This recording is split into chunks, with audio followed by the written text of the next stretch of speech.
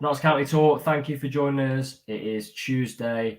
We're used to being here on Thursdays, but we knew there'd be a random one, didn't we, George, thrown in there. We're back from our break. Can you really have a break, George, from Notts County, from football in Not general? at all. Not at all. Not much has really happened, has it? Maybe the last couple of weeks, other than this, the biggest news has probably been Wharton leaving. But I just feel like there's been so much that we could have talked about. We could have easily hopped on and done a Thursday Pavies perspective, couldn't we? Without a doubt. And Yeah. we'd have probably been talking for hours. But no, it's been good to have a bit of a break and some good news at last.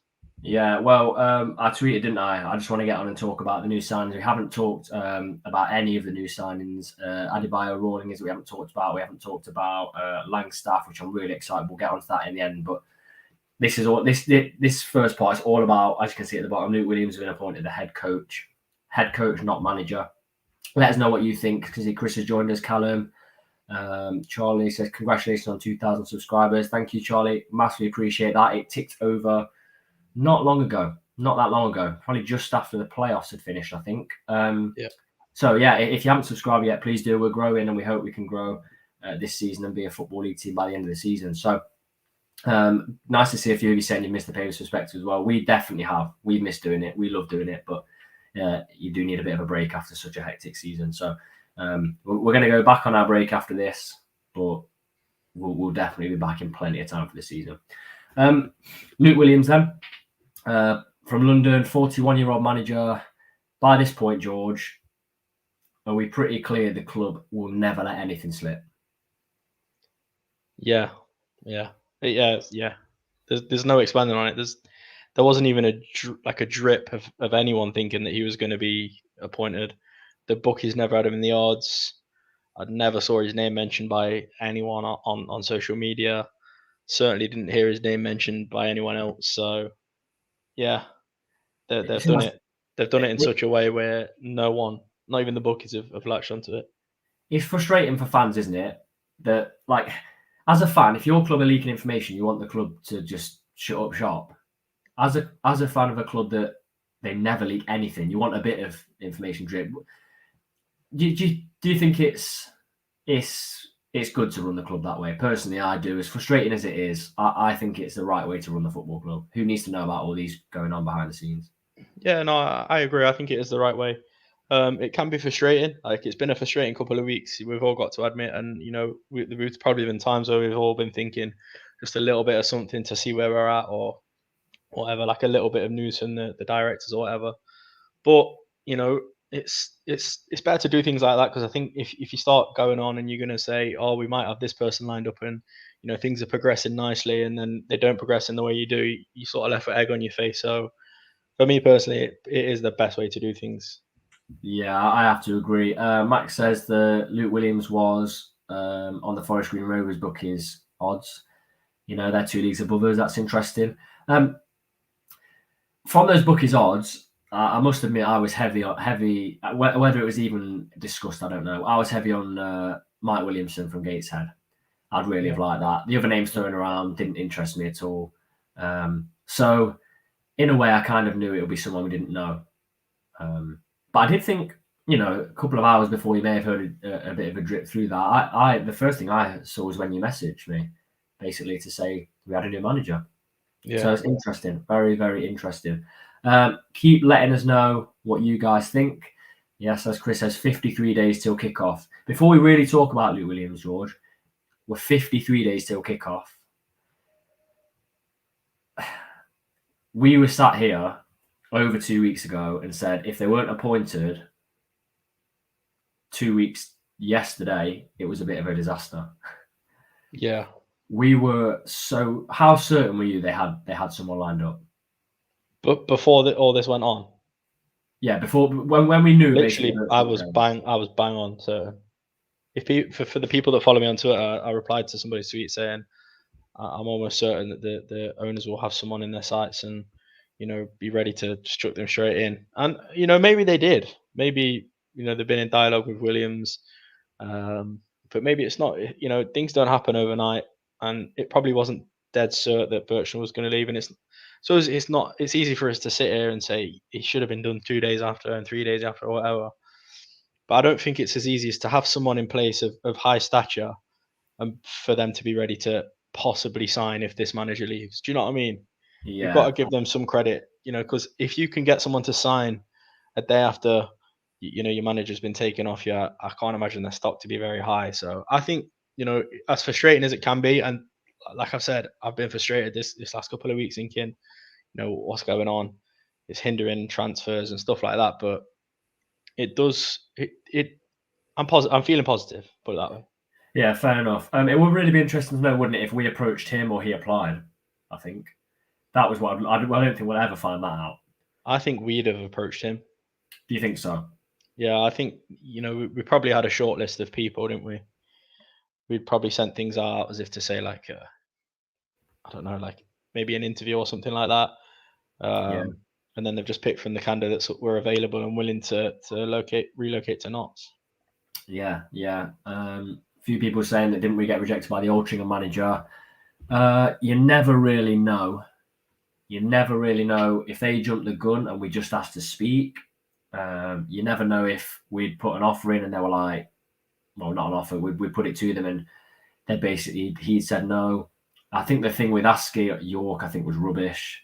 I think they'd reacted to rumours on Twitter, if I'm honest. I don't think we would have gone for Askey. I know I saw a few people saying that he was quite a difficult man manager. And whether we've got Rawlinson next season or not, I think he had a massive bust up with Rawlinson, might have been at Port Vale or something like that. Yeah, Did you read that as well? Yeah.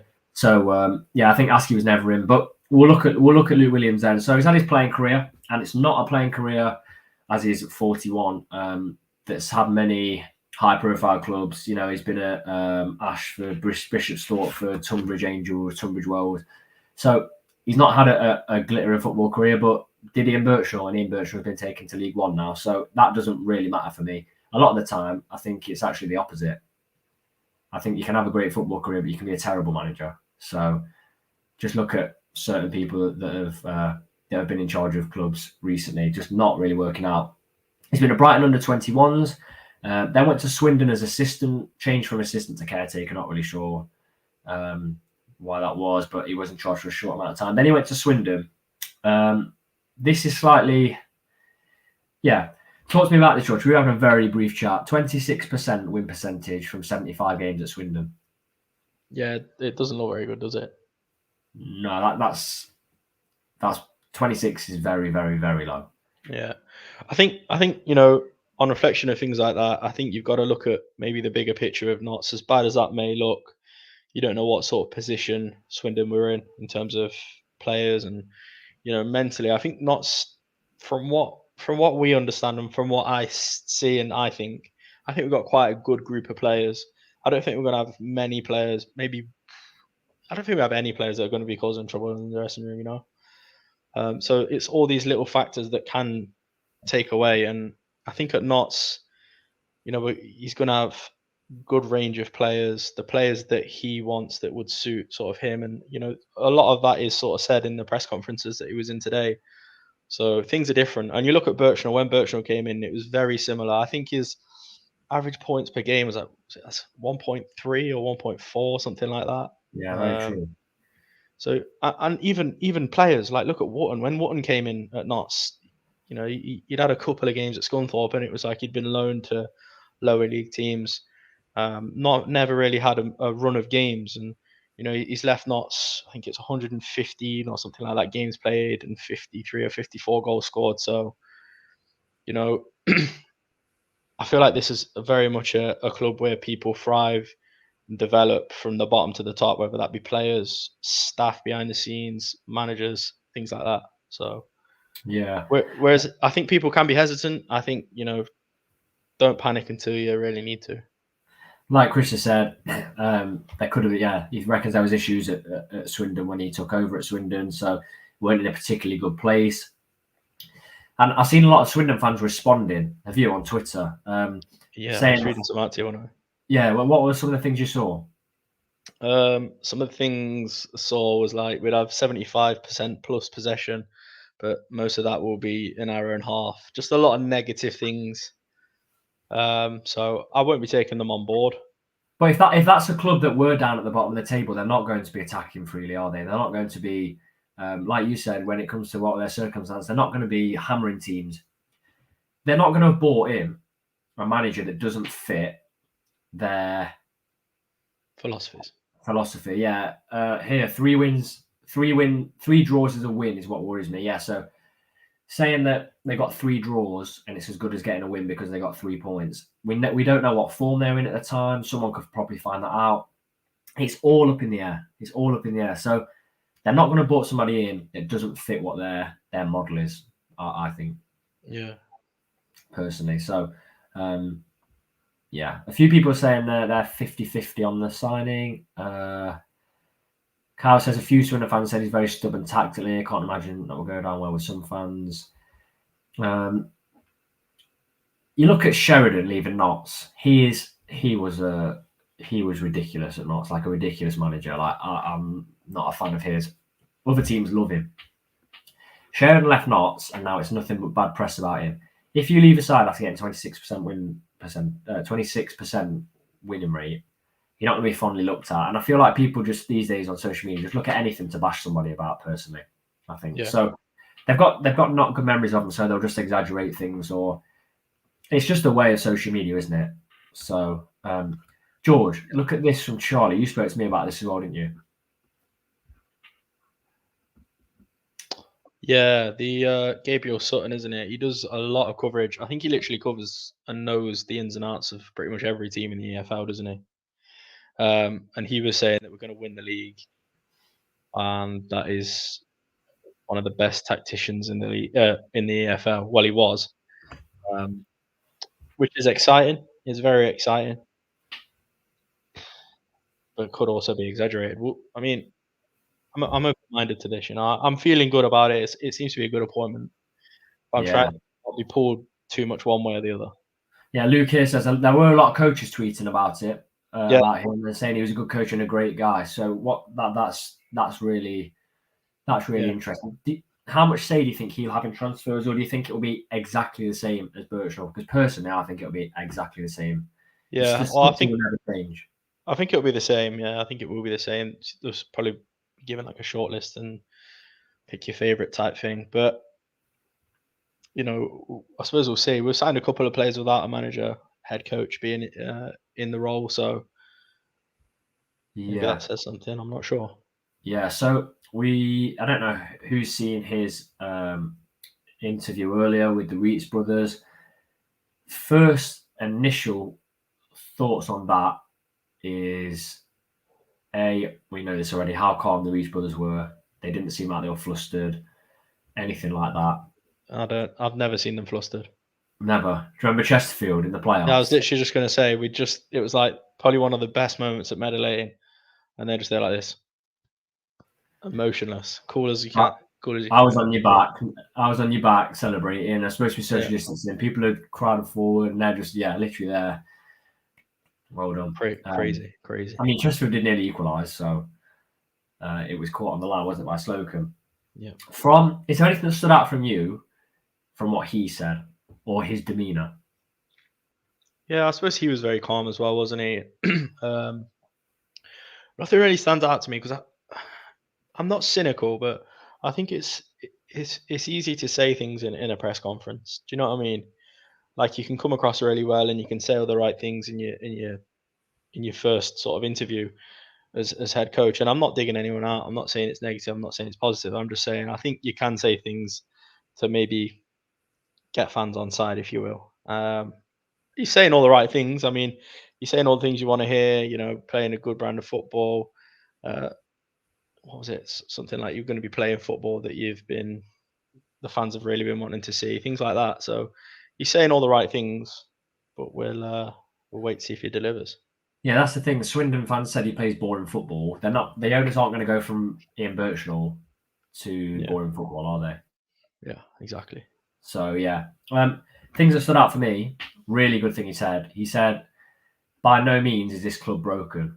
He said the club are not broken at all. He said a club that's got in the playoffs successively for the last 3 years are obviously doing something right, and he's here to tweak it to take it to that next level. Yeah. Which is very, very true. Very true. And then he said, well, he brings in an experienced assistant manager, doesn't he? that knows the league, played in the league. That's what we didn't have at any point. We didn't. We Yeah. had Maurice Ross briefly, and then we had Doyle, who had some experience, but not as an assistant manager. How important do you think that is going to be to get that assistant in there? He said he's going to be working very closely with the side. Yeah, no, I think it is good, and I think the pair coming in together obviously helps. They're well aware of how each other works, and they probably bounce off each other very well.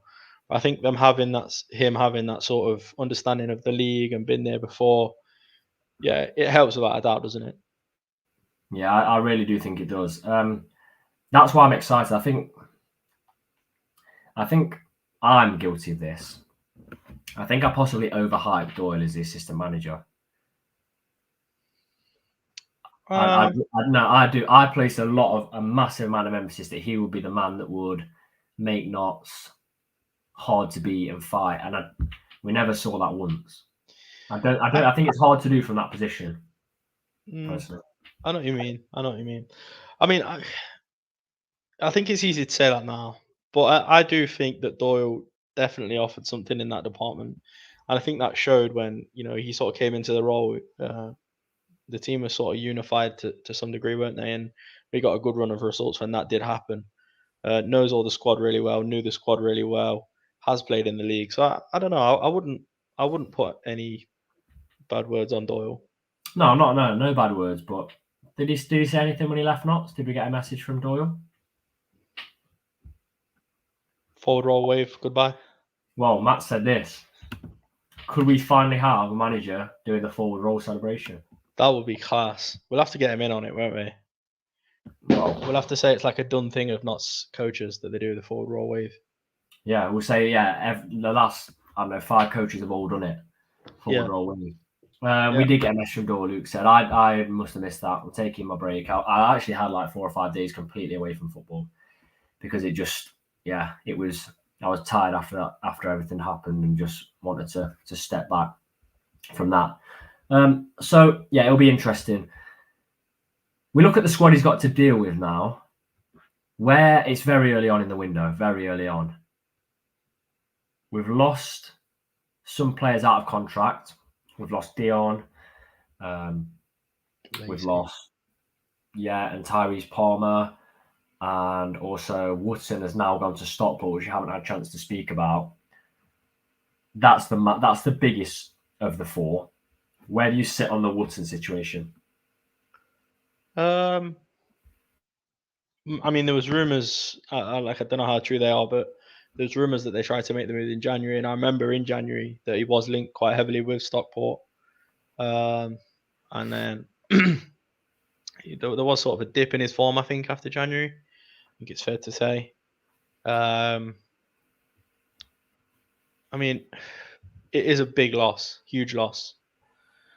But I do think maybe with the Langstaff signing, we're looking to change our approach up top a little bit, be a bit more, a bit more direct, a bit more quick with the ball instead of holding it up. Maybe getting in behind a bit more pace. Maybe that changes things with Wotton leaving, and maybe we are looking to approach it a bit different. Yeah, I agree. I think I said it. I think we became a little bit stale with Wotton up top. Some people will say we had plan A, B, C, D, E, so on. We certainly didn't just have a plan A. We had a few, but it always came back to Wotton, and he didn't have massive amounts of pace, did he? Really, he didn't have massive amounts of pace, and that is what worried me a little bit. Is that the ball would sometimes go over the top, and he'd chase it, and he wouldn't quite get there. Whereas you see when Aaron the Man came in, look what he did in one of his games. So, are you excited? How excited about Langstaff? Very, very. I mean, you're hearing all sorts of good things about him, aren't you? He's like Lee Hughes and Rogers. Do you think he needs someone with him, or do you think he can do it on his own? Because let's not forget, he's come from the National League North. He's not come from the National League. Yeah, no, definitely. Maybe he will. But who's to say? Cairo Mitchell's not that person, and I'm sure there's a lot of people thinking, "What's he on about?" When I've just said that. But I think the amount of hate that and unnecessary comments that people put on Cairo Mitchell is just crazy. He's been training very hard. He's been training hard, but I just he wasn't really given much of a run in the team. And some of the things you see written about him, I think it's just awful. Like he's not really had a fair go at things. So I think possibly we might see Cairo come in. Someone's player. Yeah, exactly, Luke. I agree with you. But yeah, maybe give the guy a chance. See how he gets on under a new manager, playing a new sort of style, playing with a faster player alongside him. Let's see how it goes. Yeah, I kind of hope we go back to a front two. Personally, someone said, "Go on." You've got to think, yeah. Going into the season now, we've obviously got Cairo Mitchell, Langstaff, Lewis Knight, and I can't remember what's the youth player that we gave a pro contract to. Luther. I can't say his name. Yeah, no, you know what I mean though. So we've got 4 strikers. Now, this is me thinking, the youth player that we just promoted, Luther, let's call him. He's going to stay at Notts and not go out on loan. I'm going to say staying at Notts. That's 4 strikers. You don't need more than 4 strikers. So are you happy to go in the season with Langstaff, Knight, Cairo, Luther? Let's say now, if Callum Rubin stay. Yeah. You're happy with that? What do you think in the chat? I would also be happy with that. I would also definitely be happy with that. I would take those 4, and it might be quite lightweight in terms of experience and age, but I think we'll be okay there. Definitely do. Yeah. Let's have a look. Would be a big jump for Luther. It would. Don't get me wrong. Scott from Gateshead. I don't think we'll get anyone else. Oh, Eli Sam gone as well, George. That's something. Yeah. It's been a few weeks. Big miss. Bit of huge miss. He just had that ability to change a game. We saw the better of him last season. Obviously, gets Player of the Month as well last season. But apparently, this is hearsay. We don't know what people are on at Notts, and I don't think we ever will. But apparently, he was one of the highest earners, if not the highest earner. So him mutually agreeing to terminate his contract means that we've not had to pay out a fee for the termination of his contract. So it frees up a lot of the wage budget to bring in new players. Yeah, it massively does. I think Eli failed. He wasn't bad in the playoffs, was he, against Grimsby? But he didn't set it alight. I think he would be a player that would sort of be like this, up and down, unless you saw him get a real run in the side. And then that run in the side was gone, wasn't it? I'll be really interested to see where he goes, to be honest. Yeah, I think he'll go back. He'll go abroad. Yeah. Could do with some 6'5" defenders, Dad says. Defence is someone we're going to bring in. I would like, is it Bajrami from Kidderminster? I've heard really, really, really good things about him. Really good things. I've read we've pretty much got it done. Yeah, I've read that too. I've literally read that as well. I've read we've sort of got an agreement in place, but Football League clubs can come in. The guy from Doncaster Dundee, I've read. Dodu, isn't it? A striker. That'll be interesting. Do you think... I want to come back to another contract situation in a minute. Do you think not having a manager would have affected things in terms of signings? Yeah. How much? Because Langstaff signed without a manager, and that is a big signing for us. Huge signing. People are different. I do think that a large proportion of players, and I've said this before, would be hesitant to sign for a club where they don't know who the manager is going to be. Yeah. I mean, the fact we got those over the line is really promising, I think. Yeah, I do like the look of the I can't remember his name, the wing back we brought in as well. Adebayo Rawlin. Rawlin. Was it Toby Adebayo Rawlin? Yeah, he looks really good. I heard a lot of good things. Seen a few clips of him on Twitter as well. Looks like a good, promising player. Yeah, he does. He looks very quick, and he seems to me like he's got a bit of a cheeky attitude. You know what I mean? Bit more. His press conference was funny, wasn't it? Yeah. Said, what did he call it? He says a great gaff. Yeah, and then he says, "Yeah, pace. That's pretty much all I've got, really." Yeah. So we lost the character in Dion. Interesting to see where he goes, but we've gained one in Adebayo Rawlin, I think, which is important. Yeah. And I think, I don't think he'll let things go easy. He seems to have quite a lot of end product, which it's very mixed opinions on Richardson. Richardson, I don't think had enough end product. We could have scored so many more goals, I think. Yeah. Frightened defenders to death, and that's probably why he's in team this season as well. Frightened them to death, but just not enough for me personally. There's a lot of times where his cross failed to beat the first man. A lot of times he should have scored as well, and he didn't. Take Stockport, for example. There was a game at home, wasn't there, as well, where he should have scored, but he didn't. So, yeah, interesting. And I was going to go on that, George. Talking about signings, Callum mentioned it right at the start. Where is he? Adam Chickson. Mm. What do you think? Strange, because I thought, obviously, if there wasn't any other contract news, you'd be sort of thinking, oh, they're probably going to release him, in a week or so after the head coach. But Brindley signs his deal. Luther signs his contract offer. Yeah. So yeah, he's sort of waiting. And after the video we did, I was almost certain that he was going to stay if offered a contract. You're saying nothing but great things about Notts as a club. The fan base, the staff, everything. You seem to really love it at Notts, so I would be surprised to see him leave. I thought he was really good last season, and he was involved in a lot more games than I thought he was. Because you read out how many games he played to me, didn't you? 32, I think.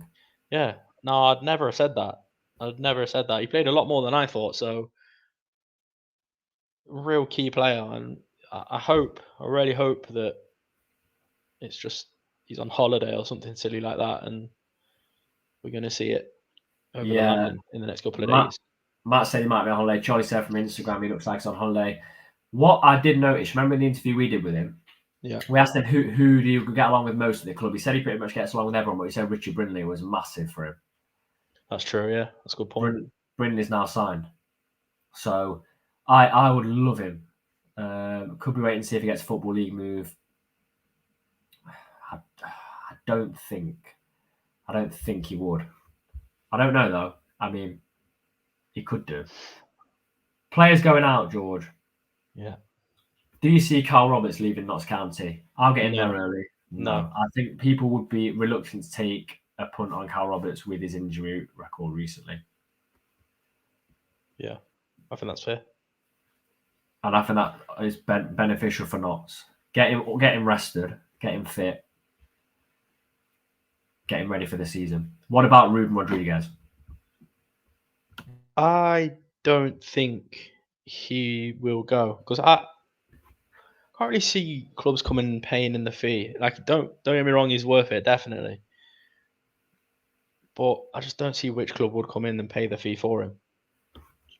I mean, what about? He's capable. I agree, but I showed you a stat, didn't I, of was it key passes? Yeah. Now, a key pass is something defined as breaking the line. If you don't know about stats, breaking the line between the defence and attack, I think. So basically, a very, very good pass that's going to set your side attacking. And I think like second place had 38 of the whole season. Third or second place had 39. Ruben had something like 58. That far ahead is really impressive. Yeah, definitely. What about Matty Palmer? I think he stays. I think he's a local lad.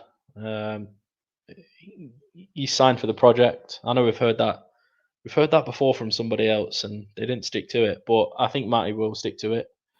So yeah, for me, Matty stays. Yeah, he's the key player next season as well. Yeah, key player. I think Luke Williams has a very strong squad to play with. I think. I see next season as it stands. I see Wrexham right up there. I'll be interested to see Notts Business, but I see Chesterfield up there if they keep Shamanga. There'll be a surprise team up there as well. I'm glad Grimsby have gone. I don't know about Solihull, possibly. It depends who they keep. But it's going to have to be an incredible season to challenge for that title, I think. But Chris says, I expect by the end of next week, we'll see a lot of transfer business concluded. I hope we do. I hope we see a lot by next week.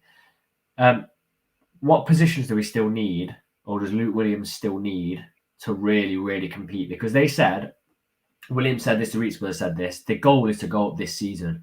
And what I liked is one of the reasons was, I can't remember which one said it, said that, yeah, Torquay might go in there. Said the goal is to go up. It said, and we will get there eventually, but they've pretty much said they want it to be this season. What does Luke Williams need now in that squad for you? How many signings? We could talk about squad depth all day, but let's talk about key signings. Where does he need? I mean, key signings where I'd say we really need somebody, I'd say 2. And who are they?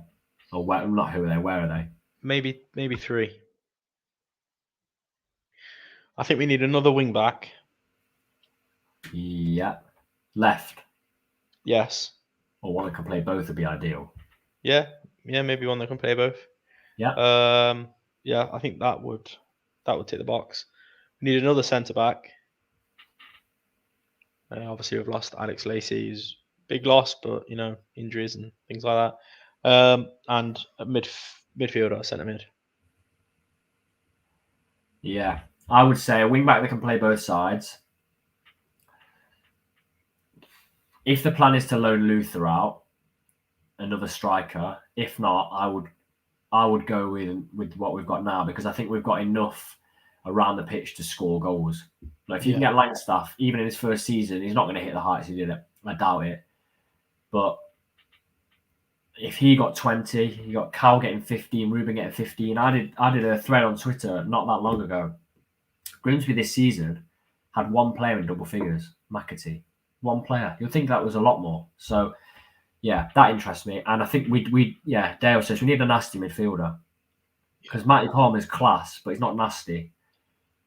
We need nasty, really nasty, I think. And I think 2 centre-backs. I think Bajrami from Kidderminster will be perfect. And I want another one. The defence was really lightweight last year. Really lightweight. I think we need 2 good centre-backs, personally. I know that's difficult because you want Brindley to start and you want Cameron to start. But I think that's too many. So who would have a centre-back?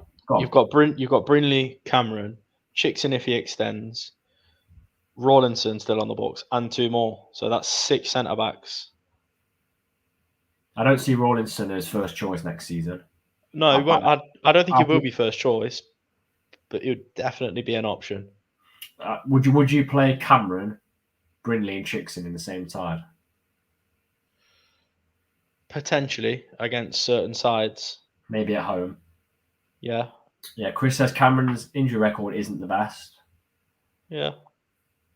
I really want 2 high quality. I'd rather have 2 high quality, because imagine you get one good player, and then something happens to Cameron again. Do you know what I mean? Yeah. Matt says, do we think we'll even stick with 3 at the back? I think we would, but you don't necessarily know now. What's your thoughts? I don't know. I really don't know. Because I was a big advocate for 4 at the back at the end of last season. I thought we looked really good playing that 4-2-3-1. I thought, with the right person, I think in the 2 of the midfield, dropping back, I think it's better, than playing the 3-5-2. So I won't be swayed either way. I mean, I think it depends which position we're going to fill. If we're going to get like a nasty midfielder, which we've been talking about for a while now, I think we could see just maybe 1 centre back signing. Yeah, it's interesting. There definitely has to be one. If it's Bajrami, I'll be over the moon, because a lot of people are saying that he's really good. Dion Conroy as well, Carl says, might be decent. I just think, we have to get a centre back in. Letting Lacey go tells me at that stage they already had someone in mind. Yeah. And if it is Bajrami, that's really, really good. They'll probably, like I say, some players will still be on holiday. They will still be on holiday. Oh, something I didn't bring up about Luke Williams. He's managed as the assistant for a long time to Russell Martin at Swansea and MK Dons. Yeah. Big fan of Russell Martin's football. Massive fan. And I think if he can bring any of those skills he's learned, that'll be big for me. A lot of top clubs are looking at Russell Martin, so I think that's really, really good. According to someone with Sam McDonald, goalkeeper from Torquay, and the left wing back from MK Dons. No idea. with this club, I won't believe anything until it's out, because I just feel like there's no way of getting a leak out of this team at all. No. At all. Yeah, let's have a look at some of your comments. Really interested to see. Someone said, can we talk about Lemon Hay Evans going to Stockport and the transfer business they've done? We'll do it very quickly. And then someone's talked about Sousa. Good business, isn't it? George, very good. Yeah. It's gutting though, isn't it? You just feel like we're losing out to Stockport a few times. Obviously, we've lost Wotton, Lemon High Evans, and who was the other Torquay player that we lost out to them last season? Oh, Marnie Little. No, Stockport. Oh, what, last season?